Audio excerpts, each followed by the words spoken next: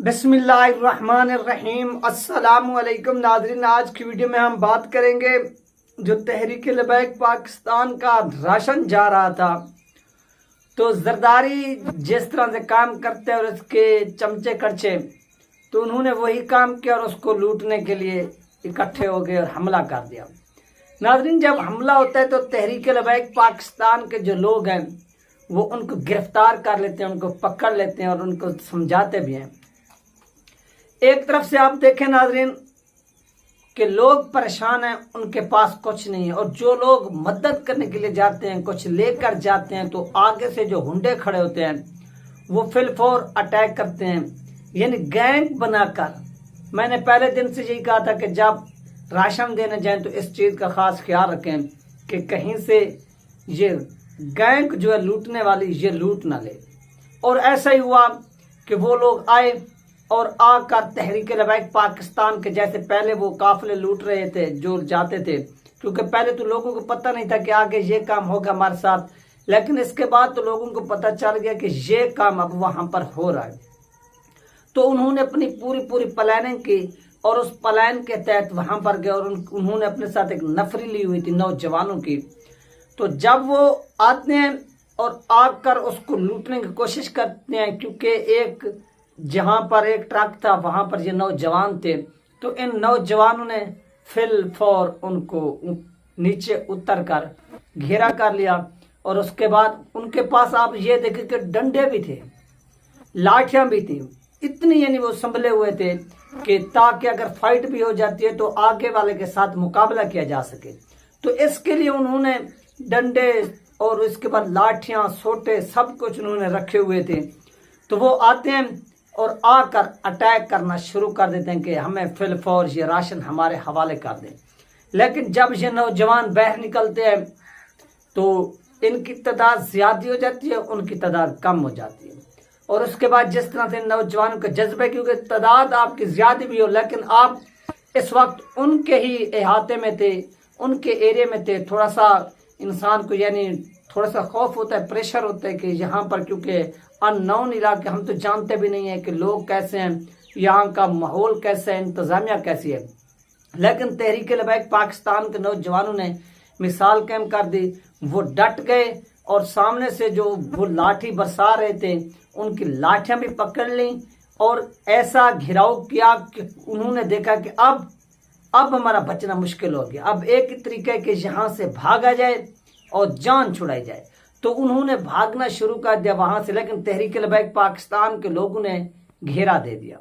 और उस घेराव में 3-4 लोग जो थे तहरीक लबैक पाकिस्तान के कारकुनान ने उनको पकड़ लिया, गिरफ्तार कर लिया और उसके बाद पुलिस के हवाले कर दिया। नाज़रीन, ये ऐसा क्यों हो रहा है? उसकी मेन वजह यह है कि अगर इंतजामिया की नीयत साफ होती, उधर के MNAs MPs की नीयत साफ होती, तो ये किसी भी सूरत ना होता। ये उन लोगों की सपोर्ट है कि वो सपोर्ट करते हैं इन लोगों के, आप जाएं और लूटें इनको और खाएं। जब वो वहां पर जाते हैं तो लूटते हैं और उसके बाद जो माल होता है वो तकसीम करते हैं, यानी वो MPS साहब के देरे पर ले जाते हैं, यानी ट्रकों के हिसाब से जब ये लूट लेते हैं तो जो रेट लगता है उसके बाद जो रकम वसूल होती है वो रकम MPS साहब के हवाले की जाती है और MPS साहब डिवाइड करते हैं और अपना हिस्सा अपने पास रखते हैं।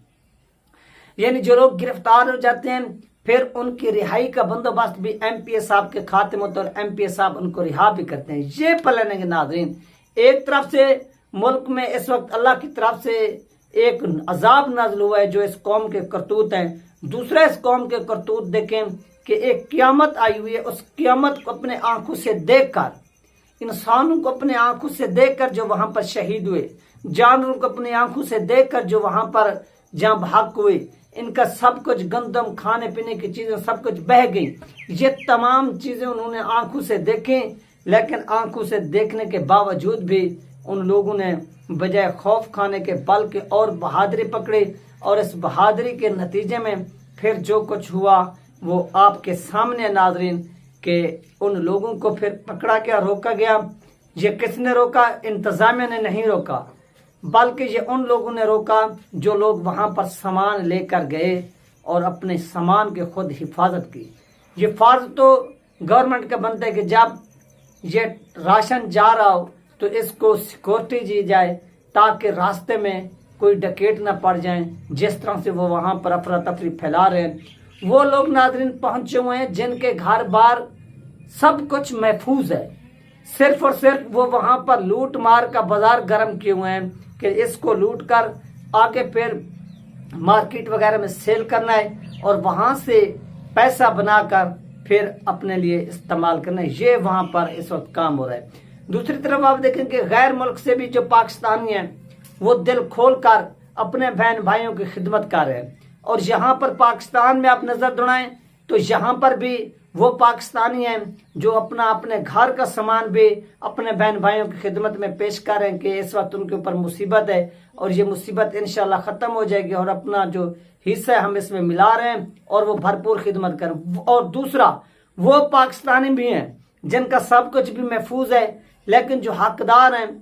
ان تک پہنچانے کے لیے جب کوئی مال لے کر جاتا ہے تو ایسے سمجھ لیں کہ وہ ان کے منہ کا نوالا بھی چھین رہے ہیں اور چھیننے کی کوشش کر رہے ہیں۔ اور یہ ایک دن میں نہیں ہوتا، یعنی ایک دن یہ واقع ہوگا تو دوسرے دن ایسا نہیں، یہ ڈیلی کا معاملہ ہے، اور ہر گھنٹے بعد، یعنی جب بھی کسی دور دور علاقے سے کوئی تنظیم کے لوگ آتے ہیں یا مخیر حضرات آتے ہیں سامان لے کر کہ ہم لوگ جائیں اور تقسیم کر کے آئیں، خیرات نکالتے ہیں، لیکن آگے سے وہ دیکھتے ہیں کہ جن کے پاس سیکورٹی نہیں ہے، جن کے پاس زیادہ بندے نہیں ہیں جو حفاظت کر سکیں، تو یہ جو گینگ ہوتی ہے موٹر سائیکلوں پر یا انہوں نے اپنے کوئی ڈالے وغیرہ بنائے ہوئے ہیں تو وہ فوراً آ کر اٹیک کرتے ہیں، اور اٹیک کرنے کے بعد وہ سامان اتار لیتے ہیں۔ اتارنے کے بعد میں نے آپ کو پھر بھی کہا کہ وہ لوگ اس کو سیل کرتے ہیں، یعنی وہ خود بھی استعمال نہیں کرتے۔ ایک تو یہ ہوتا ہے کہ خود انسان بھوکا ہوتا ہے تو وہ لڑ کر بھی حاصل کر لیتے ہیں، اس کے بعد اپنا پیٹ پالتے، وہ ایسا نہیں کرتے، بلکہ وہ اس کو سیل کر کے اس کا پیسہ اپنی جیب میں ڈالتے ہیں، اور اس کے بعد پتہ نہیں وہ ان پیسوں کے ساتھ کیا کرتے ہیں۔ یہ تھی ناظرین